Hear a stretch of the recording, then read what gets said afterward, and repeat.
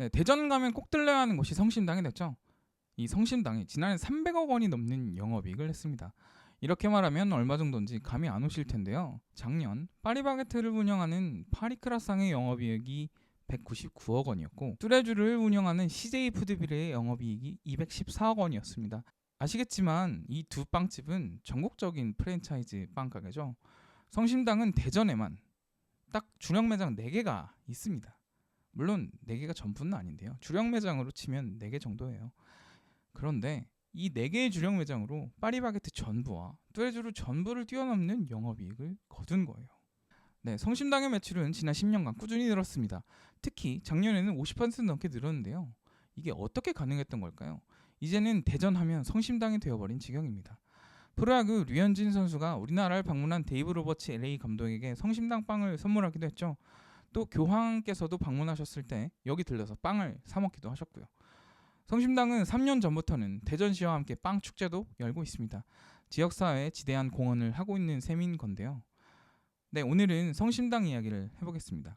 성심당은 어떻게 위대해졌는가? 어떻게 전국의 매장을 가진 파리바게트보다도 그 뚜레쥬르보다도 높은 영업이익을 거뒀는가? 그래서 성심당의 역사도 한번 간략하게 들여다보고 성심당뿐만 아니라 전국의 유명한 로컬 빵집들이 있지 않습니까?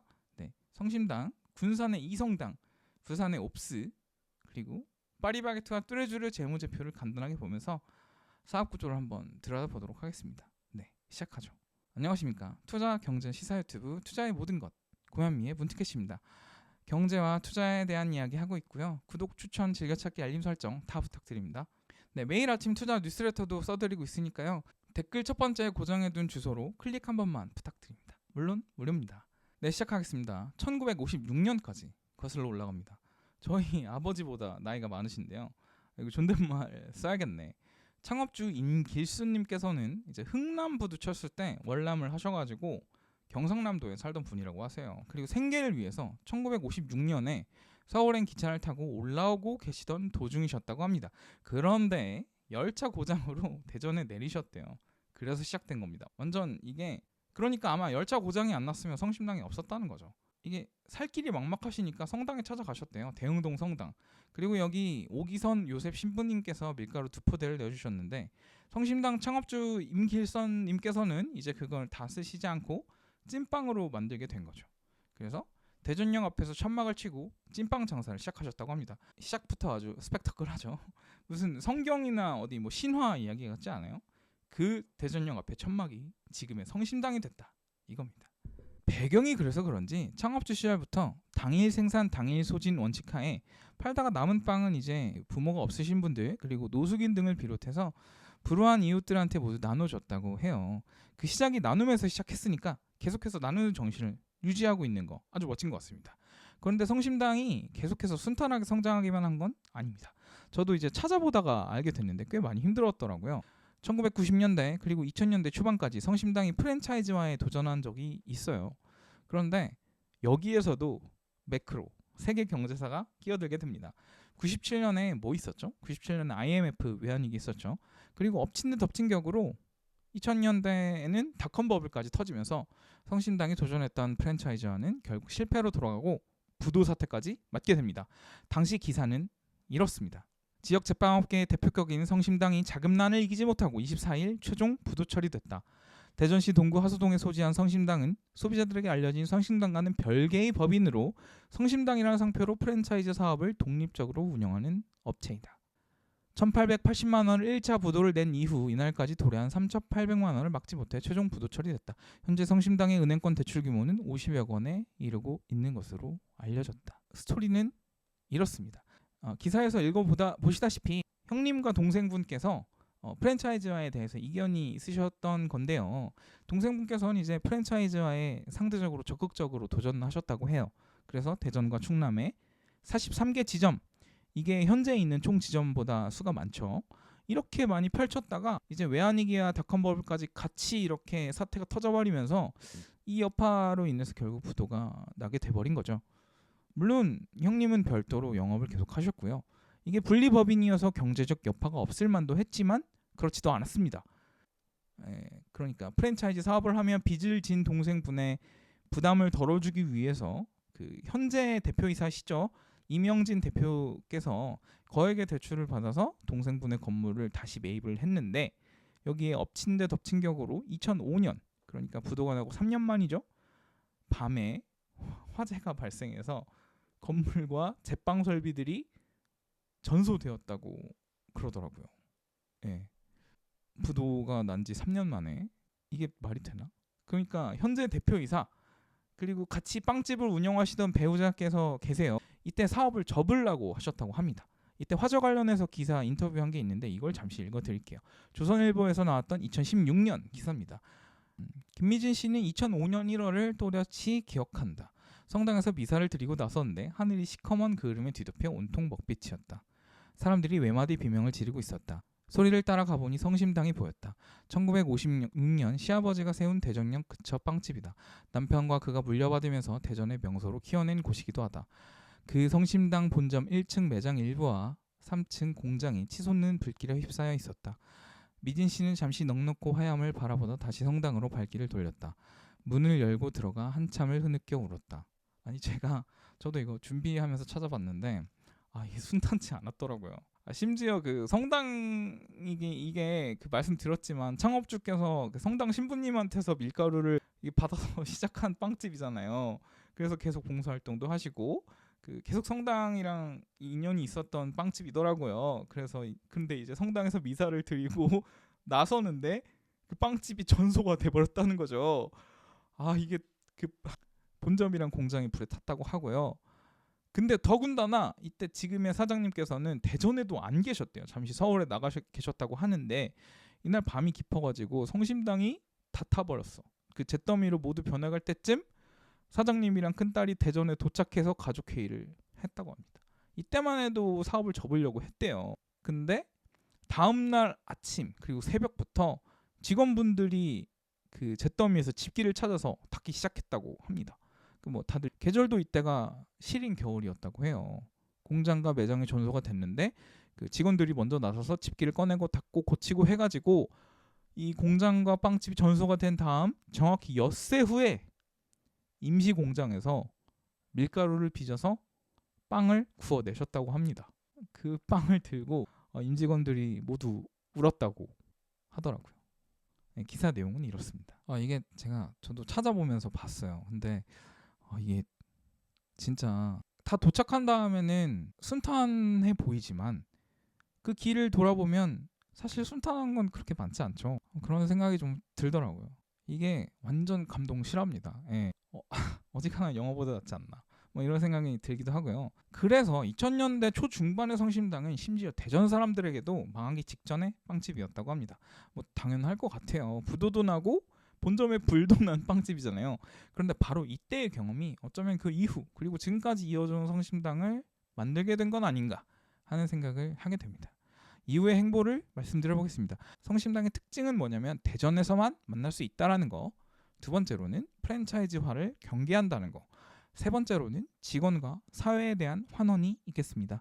이 특징들을 제가 말씀을 드렸는데 이게 바로 과거의 실패에서 얻어진 것들이라는 생각이 들더라고요. 이 과거 1990년대에 시도했던 프랜차이즈 확장의 실패가 프랜차이즈에 대한 경계감을 가지게 했다 이런 생각이 들어요. 그런데 이런 특징이 되려 이 지역 특색과 연관이 되면서 희소한 성심당으로서의 가치를 키우고 있다 이렇게 해석을 해볼 수가 있겠습니다. 아무 데서나 사 먹을 수 있었다면 성심당은 지금의 성심당이 아니게 됐겠죠. 그리고 그 다음 직원과 사회에 대한 환원에 대해서 이야기를 해보겠습니다. 직원에 대한 최고의 환원은 뭘까요? 당연히 돈이죠. 급여. 직원들에게는 성심당이 이익의 15%를 인센티브로 지급을 하고 있다고 해요. 뭐 이게 얼마나 실제로 지급이 되고 있는지는 잘 모르겠는데 인터뷰 기사에 의하면 이렇습니다. 근데 이게 사실이라면 이익의 15%요? 대단합니다 정말. 이 정도면은 주주보다도 더 극진한 대우죠. 요즘에 뭐 그 역대 최대의 이익을 세우고 있는 아니면 뭐 어떤 유수 굴지의 기업들도 이 종업원들에게 이익의 15%를 공유한다? 이거는 상상하기 어려운 일이거든요. 네. 그리고 사회에 대한 환원은 이것보다 더 유명합니다. 심지어 성심당은 남는 빵을 복지관에 기부하는 전통을 가지고 있다고 말씀드렸는데 이게 기부할 빵이 없으면 새로 구워가지고 기부를 한다고 알려져 있어요. 그리고 2014년 프란치스코 교황께서 이제 방한하셨을 때 당시 아침 식사로 성심당의 빵을 먹었는데요. 그리고 창립 60주년, 성심당 창립 60주년을 맞이해서는 이 교황의 친필 사인이 적힌 기사단 훈장을 수여하기도 했습니다. 그 아침에 빵 먹어서 이때 그 훈장을 주신 건 아니고 아마도 60년이 넘는 세월 동안 복지관, 그 성당의 불우한 이웃들한테 공헌해 온 점을 인정을 한 거겠죠. 이 점이 참 대단하더라고요. 그런데 이런 환원은 아이러니하게도 2005년의 화재 때문이 아니었나 하는 생각이 들어요. 이때 화재가 나고 말씀드렸지만 지금의 사장님 부부께서는 빵집을 접으려고까지 생각을 하셨다고 합니다. 그런데 그걸 일으켜 세웠던 게 바로 직원들이었죠. 한겨울에 불로 다 탄 빵집에서 집기를 건져서 닦고 제빵기계를 고쳐서 일주일 만에 빵을 굽게 됐는데 그 빵을 들고 모두 다 울면서 무슨 생각을 했을까요? 평생 잘해야 되겠다 이런 생각을 누구라도 했었을 거예요. 그렇겠죠. 바로 이런 강점들 다시 말하겠습니다. 그러니까 프랜차이즈화하지 않은 선택, 대전에서만 만날 수 있다는 희소성, 그리고 직원들에게 후한 보답을 해서 그 고급 숙련도를 가진 직원들이 퇴사하지 않고 계속해서 근속한다는 점, 그리고 사회에 기여한다는 마음으로 단가를 높이지 않고 낮은 단가를 유지해서 많이 판매할 수 있었던 점 같은 것들이 지금의 성심당을 대전의 명물로 완성시켰다고 생각해 볼 수가 있겠습니다. 네, 그래서 2023년에는 마침내 파리바게트와 뚜레쥬르보다 영업이익이 높았어요. 다음으로는 성심당, 파리바게트, 뚜레쥬르, 이성당, 그리고 옵스까지 한번 숫자로 보겠습니다. 성심당 작년 연매출이 1243억 원, 그리고 영업이익은 315억 원입니다. 영업이익률을 보면 25.3%인 거죠. 대형 프랜차이즈가 아님에도 지역 빵집이 매출 1000억 원대를 넘어선 거는 처음 있는 일이라고 해요. 말씀드렸다시피 파리바게트를 운영하는 파리크라상, 그리고 뚜레쥬를 운영하는 CJ 푸드빌을 모두 제쳤습니다. 특히 CJ 푸드빌은 그 뚜레쥬로만 있는 게 아니라 다른 푸드 체인들도 여기 들어가 있거든요. 그럼에도 불구하고 여기를 제친 겁니다. 물론 그 사업 구조의 차이가 있기 때문에 돈을 더 벌었다고 말하는 건 맞는 말이 아니에요. 파리바게트와 뚜레쥬르는 직영점과 가맹점이 혼재되어 있고 성심당은 직영으로만 구성되어 있다고 볼 수 있습니다. 그래서 성심당이 돈을 더 벌었다라고 하는 거는 올바른 말은 아니에요. 조금만 더 설명드릴게요. 파리바게트와 뚜레쥬르의 재무지표에서는 점주들이 번 돈, 점주들이 벌어서 가져가는 돈은 그것 역시도 사업 주체로서 비용으로 인식하기 때문에 영업이익을 낮아지게 합니다. 하지만 성심당은 모두 다 직영이기 때문에 이런 게 없죠. 그래서 이 영업이익으로만 비교해서 성심당이 돈을 더 벌었다라고 하는 건 오류가 있습니다. 이럴 때는 그 매장당을 기준으로 해서 이 매장 하나하나가 수익성이 얼마나 있었는가 이렇게 비교해야지 올바른 비교를 할 수 있게 돼요. 하지만 일단은 숫자로만 한번 보겠습니다. 2023년 기준 성심당은 매출 1243억 원, 파리바게트는 매출 2조 84억 원, 뚜레쥬르는 7011억 원을 기록했습니다. 근데 여기까지만 보면 규모로는 사실 비교가 전혀 안 되죠. 단가가 다르기 때문에 직접 비교는 어렵겠지만 빵 개당 단가가 같다고 가정을 하면 파리바게트는 대략 20배나, 뚜레쥬르는 6배 정도나 더 판매를 한 거거든요. 물론 매장 수를 고려를 해야 돼요. 매장당 매출을 그러면 한번 고려를 해보겠습니다. 빵류를 판매하는 성심당의 매장은 대전에만 6곳 정도가 있고 주력으로 빵을 팔고 있는 매장은 작년 기준으로 했을 때 4곳이었습니다. 그러니까 1200억 원의 매출을 가게 4곳 정도로 나누면 매장당 매출이 대략 200억 원에서 300억 원 사이였다는 거예요. 한 매장에서 200억 원에서 300억 원을 팔았다라는 이야기죠. 파리바게트와 뚜레쥬르는 어떨까요? 파리바게트는 지난해 말 기준 직영점 163개, 그리고 가맹점 3,881개를 운영하고 있었습니다. 대략 4천여 개죠. 그러니까 맞네요. 아무튼 어림잡아서 매출 2조 원을 4천여 개로 나누면 매장 한 곳당 5억 원이 좀 넘는 매출을 기록했다고 볼 수 있겠습니다. 어디가 더 낫다. 물론 파리바게트나 뚜레쥬르의 경우에는 평균의 오류 아시죠? 매출이 굉장히 높은 지점과 상대적으로 한산한 지점을 평균값으로 그냥 이제 스무딩 처리를 해버렸기 때문에 이게 뭐 파리바게트는 뭐 잘 못 파네, 성심당은 너무 잘 파네, 이렇게 하는 건 뭐 올바른 비교는 아니고요. 단순한 숫자로 봐주시면 감사하겠습니다. 영업이익률을 그러면 이어서 한번 볼게요. 네, 성심당은 매출 1243억 원, 영업이익 315억 원으로 영업이익률 25% 수준이라고 말씀드린 바 있습니다. 그러니까 밀로빵 하나를 만들어 파는 100원당 25원이 만들어진다, 남는다, 이렇게 말할 수 있겠어요. 파리바게트 혹은 뚜레쥬르 같은 프랜차이즈는 사업 구조의 차이가 있거든요. 말하자면 그 프랜차이즈와 동네 빵집의 가장 큰 차이는, 프랜차이즈는 회계 처리상 가맹점주의 수익을 법인 단위에서 비용으로 처리한 반면, 동네 빵집은 그 부분이 모두 다 수익이라서 영업이익률이 높은 착시가 일어나게 되는 면이 있다는 겁니다. 이 부분을 모르면 그냥 성심당이 더 벌었네 라고 할 수 있는 건데요. 그렇지만은 아는 거예요. 네. 그렇죠. 이해가 뭐 잘 안 되실 수도 있어요. 약간은 어려워서요. 하지만 넘어가겠습니다. 핵심적인 건 뭐냐면 비슷한 것과 비교해야 한다는 겁니다. 투자해서 뭐 상장 주식에 투자할 때도, 주식시장에 투자할 때도 그렇다는 거예요. 예를 들어서 엔비디아는 AMD, 암드랑 비교해야 되는 거지, 갑자기 암드를 코카콜라랑 비교해서는 안 된다는 거죠. 네, 그렇죠. 그러면 더 이야기를 해볼게요. 그렇다면 이 성심당을 유명한 로컬 빵집과 한번 비교를 해보겠습니다. 일단은 뭐 여러 가지 떠오르실 것 같아요. 뭐 성심당도 있고, 이번 비교에서는 제가 군산의 이성당과 부산의 옵스를 가져와서 예를 들 건데요. 다른 곳들도 많죠. 아시겠지만 어디가 있을까요? 삼성빵집도 생각이 나고요. 제가 지금 말을 하고 있는데 제가 떠올리지 못한다고 유명하지 않은 빵집이 아닌 거는 잘 알고 계실 거라고 생각하고요. 네, 제가 신촌에 사는데 신촌에는 비밀이 있죠. 아무튼 뭐 계속 이야기하겠습니다. 일단은 군산 이성당. 이성당은 본점을 비롯해서 9개 매장을 직영으로 운영하고 있고, 단팥빵이랑 야채빵이 맛있다, 이런 빵집입니다. 이성당 같은 경우에는 작년 매출 266억 원, 그리고 영업이익 34억 원을 기록했습니다.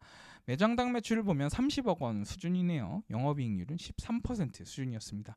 파리바게트와 뚜레쥬르의 영업이익률 몇 퍼센트였죠? 1%, 그리고 3% 수준이었죠. 네, 그에 비하면은 파리바게트와 뚜레쥬르의 영업이익률은 1%, 그리고 3% 수준이었습니다. 여기 비하면 높죠? 이건 왜 그런 걸까요? 네, 맞습니다. 비슷한 건 비슷한 거랑 비교해야 된다고 말씀드렸죠. 로컬 빵집이라서 그런 겁니다. 그렇다면 한 걸음 더 나가서 부산 옵스까지도 보겠습니다. 옵스는 유명 백화점들에도 입점해 있는 빵집이라서 아실만한 분들은 아실 겁니다. 옵스의 작년 매출은 306억 원, 영업이익은 33억 원을 냈습니다. 매장은 직영 매장 15곳으로 매장당 매출은 20억 원 수준이었고, 영업이익률은 11% 수준이었습니다. 네, 표로 보시죠. 표로 비교해보면 이렇습니다. 이렇게 보시면 한눈에 들어올 거예요. 사실 성심당은 이성당, 옵스, 아니면 뭐 다른 로컬 빵집들과 비교해야 옳습니다. 파리크라상이나 CJ푸드빌은 사업 구조가 좀 달라서요. 그럼에도 불구하고 제가 비교하는 건 의미가 있습니다. 보시죠. 우선 매장당 매출에서 성심당은 300억 원 수준으로 무지막지한 매출을 올리고 있어요. 진짜 미쳤죠. 이성당은 30억 원, 옵스는 20억 원 매장당 매출 등 같은 로컬 빵집에 비해서도 좀 높은 편이에요. 좀이 아니죠. 아주 많이 높은 편이에요. 이건 뭐 여러 가지 이유가 있겠지만 해석을 좀 해볼게요. 이성당이랑 옵스 같은 경우에는 다른 지역에도 좀 진출하고 있어요. 이미지가 좀 약화되는 면이 있죠. 그런데 성심당은 대전에만 지점을 내면서 대전에 가면 무조건 먹는 빵집이 되었다, 뭐 이런 이유가 있지 않나, 이런 생각이 좀 듭니다. 그리고 이성당과 옵스는 어디 있죠? 이성당은 군산, 옵스는 부산에 있죠. 좀 멀어요. 그러니까 제가 말씀드리는 건 저한테 멀다가 아니라 인구가 제일 많은 서울을 기준으로 했을 때 그들에게 멀다라는 소리입니다. 네, 저한텐 멀지 않습니다. 아무튼 네, 파리크라상의 파리바게트, 그리고 CJ푸드빌의 뚜레쥬르 말고도, 사실 CJ푸드빌은 빵집 말고도 다른 업장도 좀 섞이기 때문에 완벽한 비교는 안 되겠지만, 매장당 매출이 5억 원, 대략 5억 원 수준에서 형성되고 있는 걸 볼 수가 있겠습니다. 다음으로는 그 매출 총이익률을 보도록 할게요. 이거를 봐야 되는 이유가 있는데요. 이거 말씀을 좀 드릴게요. 매출 총이익률은 뭐냐면 강의가 아닌데 이러면 안 되는데 그래도 좀 들어주세요. 중요하니까요. 매출 총이익률은 물건을 하나 팔 때 물건 만드는 비용만 딱 빼면 얼마가 남느냐, 그 이익률이 얼마냐 하는 겁니다. 이게 좀 재밌어요. 왜냐면 이 성심당은 파리크라상이나 CJ푸드빌이랑 비슷한 매출 총이익률을 보이면서 이 다른 두 로컬 빵집보다 이 우월한 모습을 보여주고 있거든요. 이게 무슨 뜻이냐 하면 이 자세한 정보까지는 공시되지 않기 때문에 알 수가 없어요. 그런데 이 제조단에서 빵을 만드는, 빵을 굽는 측면에서 성심당이 대기업만큼 효율적으로 잘 굽고 있다라는 뜻으로 말을 해볼 수 있겠습니다. 매출 총이익률이 높다. 그러니까 빵을 하나 팔 때마다 버는 돈이 높다는 건 뭘 의미하냐면 원재료 조달을 잘하고 생산을 효율적으로 하고 있다는 뜻입니다. 성심당은 이런 조달 그리고 생산 효율성에서 대기업인 파리바게트나 CJ푸드빌 레벨까지도 올라와 있다는 거예요. 뭐 어떻게 이렇게 했을까? 어떻게 이렇게 했을까요? 제가 외부자이기 때문에 완전히 알 수는 없지만 뭐 이것도 한번 생각을 해보겠습니다. 이에 반해서 이성당이랑 옵스는 생산 측면에서는 성심당 아니면 대기업이 관리하고 있는 파리크라상 그리고 CJ푸드빌에 미치지 못하고 있다. 이렇게 볼 수 있어요. 그러니까 이 빵을 구워서 파는 데 있어서 좀 비효율이 발생하고 있다. 이렇게 이야기를 해보고 있겠죠. 사실 이런 효율성이라는 것, 이건 역시도 성심당이 지점을 대전에만 두고 지점을 최소화시켰기 때문은 아닌가. 이렇게 한번 뇌피셜을 해볼 수 있겠습니다. 왜냐하면 뭐 생각을 한번 해볼까요? 전국 각지에 매장을 두게 되면 생산 비용을 통제하기가 어려워지겠죠. 뭐 대기업 같은 경우에는 이 자원과 인력이 많으니까 경험도 많고 이걸 뭐 전산 시스템에 많이 투자를 해서 뭐 실시간으로 관리할 수 있겠지만 로컬 빵집이 그렇게 하기가 쉬울까요? 그건 쉽지 않을 겁니다. 또 진정한 저력은 인건비 쪽에서도 볼 수 있을 겁니다. 성심당의 최근 3년간 평균 급여를 보면 평균 급여 인상이 20%씩 계속 이루어져 왔습니다. 뭐 이런 말 하죠. 급여 인상이 물가 인상을 못 따라간다고. 성심당은 아니네요. 아무튼 당연히 이렇게 높은 급여 인상은 낮은 퇴사율로 이어지고 그리고 긴 근속 연수는 높은 숙련도로 이어지게 돼요. 그리고 성심당이 매장 수를 크게 늘리지 않았기 때문에 적은 수의 숙련 인력으로도 인건비를 크게 늘리지 않고 그 남는 이익을 모두 가져갈 수 있었다. 이렇게 보여요. 다음으로는 영업이익률을 보면서 이야기를 한번 들어보도록 하겠습니다. 영업이익률은 프랜차이즈에 비해서 성심당, 이성당, 옵스 같은 지역 빵집이 두 자릿수를 넘으면서 높은 모습을 보여주고 있습니다. 방금 전에 매출 총이익률은 어디에 관련된다고 말씀을 드렸나요? 매출 총이익률은 생산에 관련된다고 말씀을 드렸어요. 그런데 영업이익률 그리고 판매 관리비는 어디에 연결이 되냐면 말 그대로 판매와 관리에 해당되는 비용입니다.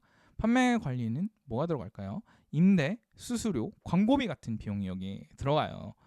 기본적으로 대기업 집단인 프랜차이즈가 생산은 효율적으로 함에도 불구하고 영업이익률이 낮은 이유는 뭐냐면은 얘네가 장사를 못해서가 아니라 판매 관리비가 크게 들어가기 때문입니다. 네, 직영이 아니고 이제 가맹점으로 운영을 많이 하기 때문에 가맹점 관련 비용도 많이 들고 광고비도 계속 지출을 해야 되죠. 이 매장 관련해서 임대하거나 인테리어 하는 비용도 만만치 않을 거고요. 하지만 지역 빵집은 이런 비용이 적게 들죠. 성심당이나 이성당 혹은 옵스가 TV 광고를 하거나 뭐 온라인 광고를 크게 집행하는 걸 본 적이 없으시죠? 네, 바로 그런 겁니다. 네, 그래서 이 대기업 집단은 생산을 효율적으로 하지만 판매 관리비 쪽에서 많이 잃고 있는 반면 이 로컬 빵집 같은 경우에는 생산을 좀 비효율적으로 함에도 불구하고 판관비 쪽에서 절감을 많이 할 수 있기 때문에 어느 정도 영업이익률에서 뭐 좀 이렇게 커버를 할 수 있다. 이런 식으로 대략적으로 사업구조, 이 빵집의 사업구조를 볼 때 그렇게 이해를 할 수가 있겠고요. 그런데 이 성심당이라는 어떤 이 빵집의 유니콘 같은 친구는 이 생산 쪽에서도 굉장히 효율적으로 어떻게 인건비 쪽에서도 숙련 인력을 활용하고 지역과의 협업을 통해서 재료 조달도 현명하게 하면서 이 생산도 대기업처럼 효율적으로 하는 동시에 판매 관리비도 굉장히 절감을 해서 영업이익률도 굉장히 괴물처럼 높다. 뭐 이런 결론으로 이어지게 되는 거죠. 굉장히 간략하게 봤어요. 사실은 이게 좀 더 뎁스가 있는 자료들로 봐야지 의미가 있는 결론들을 내릴 수가 있을 텐데 이런 경쟁사 분석 아니면은 재무 분석 이런 거를 회계법인이나 투자사에서 해요. 물론 재무제표 수준 그리고 공시되어 있는 자료 수준에서 이야기하는 거다 보니까 뭐 당연히 옳지 않은 이야기도 뭐 있을 겁니다. 뭐 하나하나 맞다 틀리다 보다는 숫자들을 보면서 사업 구조를 생각해 보고 어째서 다 빵 파는 사업인데 마진이 다르고 성격이 다른지 생각하는 그 과정 자체가 중요하다. 뭐 이렇게 생각해 주시면 감사할 것 같습니다. 누락되신 분들은 제가 고의가 아니라는 걸 다시 말씀드립니다. 다음으로는 빵 이야기를 좀 해보죠. 네. 성심당 하면은 튀김소보루, 이제 튀소가 좀 유명하죠. 근데 그것보다는 오늘 할 이야기는 딸기시루 그리고 망고시루 이야기입니다. 딸기시루 이야기를 먼저 하죠. 이게 아쉽지만 이제 판매 종료가 되었다고 해요. 뭐 내년 겨울에 또 팔 테니까 괜찮지만 이 딸기시루, 딸기철에 엄청난 화제였죠. 2023년 2월에 출시된 딸기시루가 사실은 올해 매출이 50%나 터지게 된 큰 동력원이기도 했습니다. 이 딸기시루는 케이크에 딸기를 때려 박은 2kg 딸기 케이크인데요. 그림은 이래요. 딸기 그냥 딸기 아닌가? 아무튼 이게 가격은 43,000원입니다. 근데 사실 이 가격에 대해서 어떻게 생각하실지 모르겠지만 이 정도 딸기가 들어가고 이 딸기철에 나오는 호텔 케이크는 10만 원은 우습습니다. 뭐 잘 모르겠어요. 제가 가성비 그걸 좋아하는 사람이라 잘 이해가 되는 가격은 아니지만 아무튼 10만 원은 우습습니다. 예. 그래서 이 딸기시루가 가성비 케이크로 입소문이 나면서 크리스마스나 이런 특수기 아무튼 그래서 이 케이크를 사기 위해서 5시간 이상 줄을 서야 할 정도로 인기를 끌었다고 해요. 웃긴 건 이게 되파리까지 성행을 했대요. 근데 이 43,000원이 어떻게 가능했을까요? 말하자면 방금 전에 재무제표를 말하면서 말씀드렸죠. 어떻게 이렇게 높은 매출 총익률이 가능했을까? 이 이야기를 좀 더 심화된 버전이라고 봐주시면 감사할 것 같아요. 성심당은 딸기 산지로 이름난 충남 논산시와 업무 협약을 맺어 현지 딸기를 대량으로 공급받고 있다고 합니다. 대전의 성심당은 충남 논사의 딸기로 가고 있다. 이런 이야기죠. 이게 바로 위에서 말한 그 매출 총이익률의 비밀, 이 재료비의 컨트롤이 아닌가 하는 생각이 좀 들더라고요. 그렇다면 이 논산시랑 업무 협약이 가능했던 근본 원인은 뭘까요? 당연하죠. 성심당은 파리바게트나 뚜레쥬르처럼 어디에나 있는 빵집이 아니고 이성당이나 옵스처럼 매장을 전국 단위로 가지고 있지도 않죠. 오직 대전 그리고 어떻게 보면 충청도의 상징 같은 빵집이기 때문입니다. 여러분이 만약에 논산시 딸기 담당자라고 해볼게요. 파리바게트랑 하실 거예요? 뚜레쥬르랑 하실 거예요? 성심당이랑 하실 거예요? 어디랑 하실 거예요? 이 결제 올려야 되는데 누구랑 하실 거예요? 성심당이랑 하셔야겠죠. 성심당은 그런 힘을 가지고 있는 겁니다. 오직 충청도, 오직 대전에서만. 그리고 이게 말씀드렸지만 딸기시루가 종료가 됐어요. 근데 하나 더 큰 게 오고 있습니다. 바로 망고시루입니다. 망고 하면 뭐 여름에는 망빙이잖아요. 뭐 신라호텔 망빙이 이번 시즌에 10만 원이 넘었대요. 저는 아마도 신라호텔 망빙을 먹을 일이 없을 것 같아요. 그렇겠죠. 저는 가서 먹어본 적도 없고 설빙에서는 망고 빙수를 먹어본 적이 있어요. 이렇게 말하면 좀 없어 보이나? 그러면 맨날 먹었다고 할까요? 저는 망고 빙수는 신라호텔에서만 먹습니다. 이렇게 말하면 좀 그런가? 뭐 사실 뭐 모르겠고요. 잘 몰라요. 저는 망고의 맛을 잘 모릅니다. 사실대로 말하면. 아무튼 이 망고는 후숙을 잘해야 맛있는 과일이다 라고 하는데요. 아무튼 이 망고시루도 이 가격은 딸기시루와 같게 43,000원 근데 사진으로 보시면 이렇습니다. 사실 시루가 무슨 뜻이지 근데? 모르겠고요.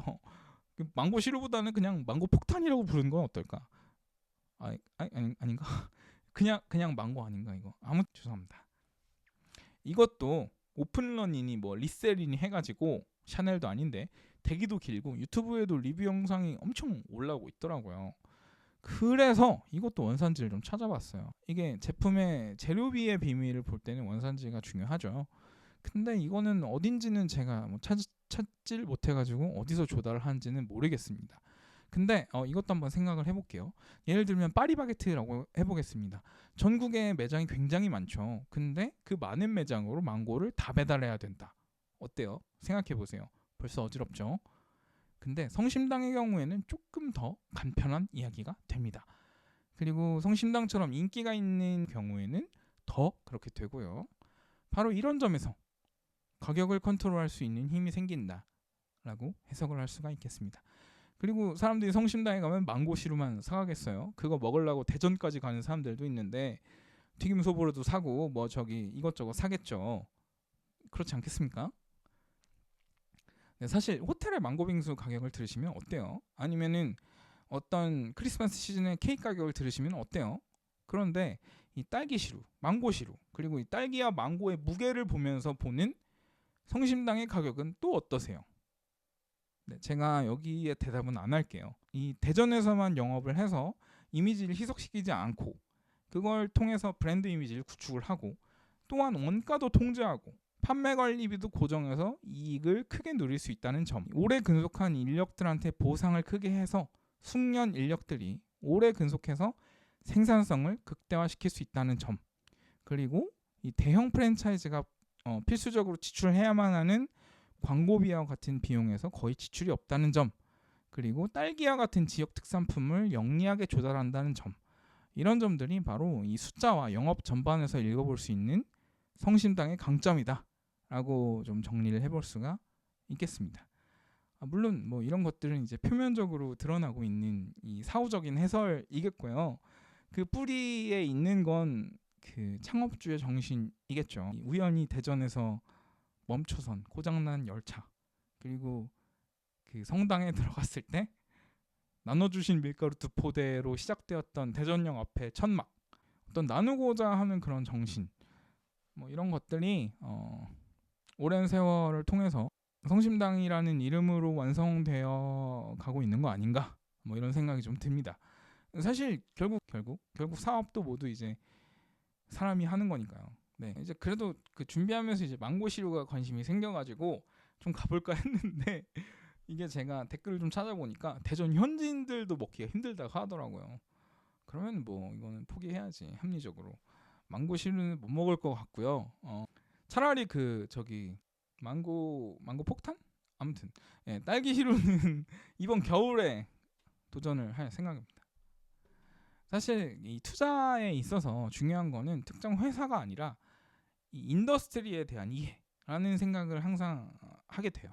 이 업군에 속해 있는 회사들은 어떤 것들이 있는가, 이 모집단에는 어떤 회사들이 속하는가, 거기서 이 사업 구조에 따라서 비용을 어떻게 쓰고 있는가, 매출은 어떻게 벌리고 있는가, 상대적인 강점, 상대적인 약점, 그리고 차별점은 무엇인가 같은 질문을 계속 던지다 보면 산업 전반을 이해할 수 있을 뿐만 아니라 결국에는 이게 제일 낫구나 하는 어떤 랭킹 매기기, 뭐 투자 안목 같은 걸 기르게 될 수 있지 않는가 하는 생각을 하게 되네요.